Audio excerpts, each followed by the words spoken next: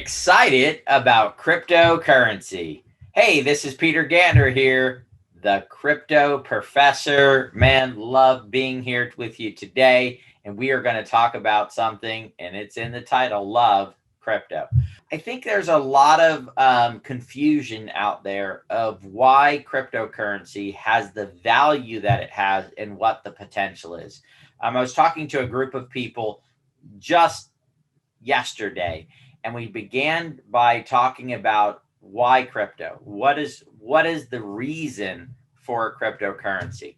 And I explained it this way to them, that to me at least, cryptocurrency is the representation of the value that the blockchain is going to create in our lives and is already creating today, but will continue to advance. A lot of people talk about the blockchain being the Web 3.0, right? It's the next version. It's the next phase within the internet.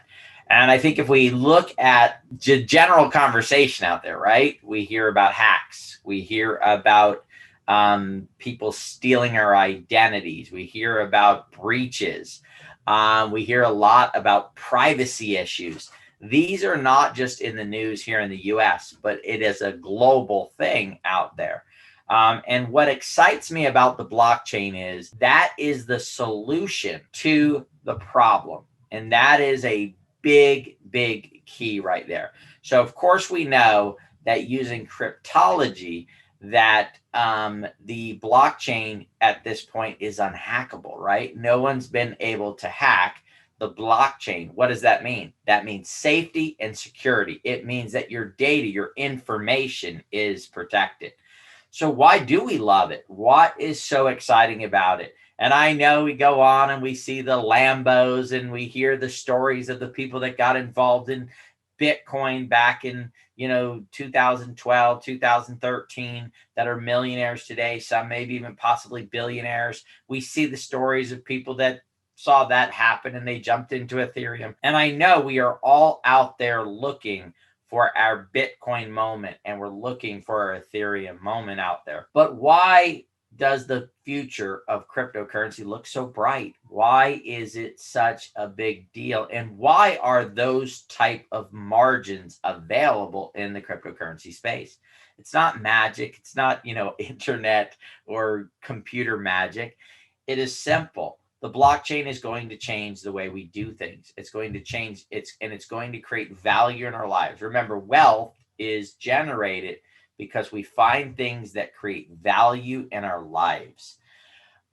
So what do I mean there? So first of all, imagine being able to own your own data, and if you allow people to monetize it, you get a portion of the revenue that's available right now. We know that data is extremely valuable. You see it in the wealth of probably a dozen, maybe 2 dozen of the top 100 wealthiest people on this planet right now. I haven't gone through the Forbes list and counted how many, but any of them that are the internet billionaires, the social media billionaires, all of these people, a good portion of the wealth that they built is because of the data, the information that they're collecting on us. Now think about, should they be the ones getting as wealthy as they are, or should we, the people who own the data, do that? What are some other ways that it's going to help in distribution of products and services throughout the world? So if you look at it from that perspective, I want you to think about the last time that you went to the store and you walked in and there were that section there that had organic food in it.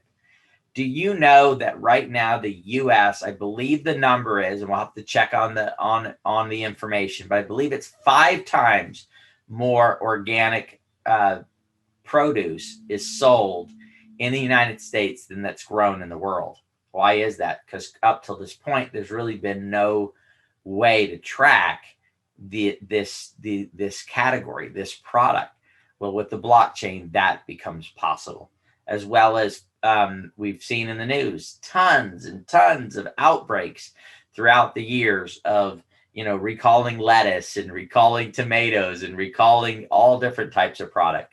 One of the things that the blockchain will be able to do, because it's immutable, and is a ledger that cannot be double ledger problem, as well as it's not centralized.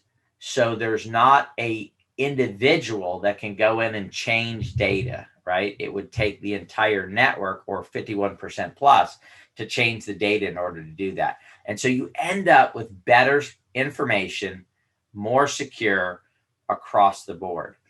One of the people that we're talking to on a crypto project, they're talking about frozen foods. Now, these are the things that you don't think about.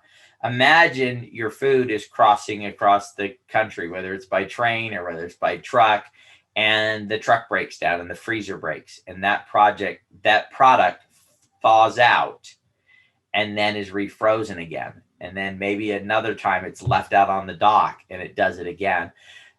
Through the blockchain, they're developing projects, and it has not been able to be done before, because again, people can change data in centralized organizations. In a decentralized world on the blockchain, it is immutable. It's unchangeable by an individual. Some of the other ways, when was the last time you went to the doctor? You walked in the doctor, and it's a new doctor, and they said, we need your medical records from this other doctor that you went and visited. So you begin the doctor record dance, right? And it's this crazy dance where you're trying to get your own records, information that belongs to you, and you're going back and forth. Imagine being able to, using the secure blockchain, to control and have your own medical records in your possession for you to decide when and how they get seen by anybody out there, and the information that they need. Finances. We're going to talk about DeFi in another video. DeFi is huge. The returns that are being paid right now in the DeFi space are unlike any in centralized finance. Why?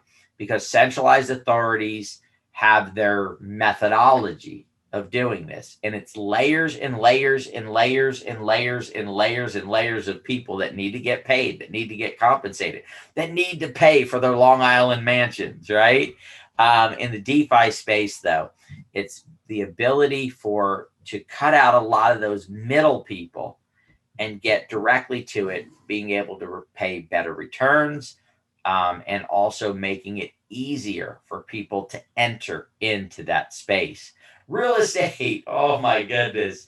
It's shocking out there how much real estate actually can't be sold right now. Why? Because they have title issues, ownership issues. These are things that nobody even knows who owns the property. Have you ever been driving through town and you see this dilapidated building, and you're like, why don't they just sell that? And, there's buildings, new stuff being built around it. It could be that there's a title issue with it. Well, if you have a ledger that's immutable and it can't be hacked, then you would be able to know who the ownership is. And of course, you wouldn't end up with those type of situations. The list goes on and on. From dApps. What's a dApp? It's a decentralized application. We're going to get into that here as we go through this process. And so what's the difference between a centralized application and a decentralized application? A centralized application sits on a server somewhere, and it's held and controlled by one person. A decentralized app, or a dApp, sets on a broader network that is spread out all over the place. What does that mean? That makes it more secure. I can't hack one place and do something to this application. I must what? Hack the network, which is much more difficult to be done. And with cryptology, we know that has not been possible to this point. And of course, it continues to improve and get better all of the time. Oh my goodness, we can keep going on and on and on, but I think you're getting a great picture of why we love crypto. Crypto is the representation of the value of the blockchain, And the blockchain is going to change the world. It is already doing it. That's why every major company out there has blockchain projects. It's why every financial institution just about now in the world, and soon to be all of them, are getting into the cryptocurrency space because of that representation of the blockchain. And here is the biggest one yet. Right now, about 7 point, who knows what, maybe it's closing in on 8 billion people on the planet. There's a lot, right, of people on this planet. There are about 3 point something billion, 3.5, 3.8 billion, the number varies depending on sources that you get it from, of people that are completely unbanked right now. They live in third world countries or places where banking is not available. Cryptocurrency, the blockchain, is going to bring banking to at least 2 billion of those people. As well, one of the problems in those places are the fact of ownership. Now, we in modern society, in a area like the U.S. and Europe and throughout the world, one of the reasons why we have upward mobility in our financial situation is simple. We have the ability to own things, to own property, to then borrow against that property, to sell that property. And a lot of the places in the world, and I don't think a lot of us think about this, they do not have that ability. And that's why they don't have the upward mobility in their financial situation. With the blockchain, with this technology, with cryptocurrency, those people will be brought into the modern economy. Imagine an economy, how much brighter and bigger it will be in this world with 2 billion additional people added to it. That is the reason for the returns in the crypto space. It's the reason for the excitement. It's the reason why every major corporation and investor out there is getting involved in the blockchain. And this is not financial advice because I am not a financial advisor, but I got to tell you, take a deep look at it because this opportunity is more than likely the biggest financial opportunity ever in our lifetimes. This has been Peter, the Crypto Professor. Thanks for joining me.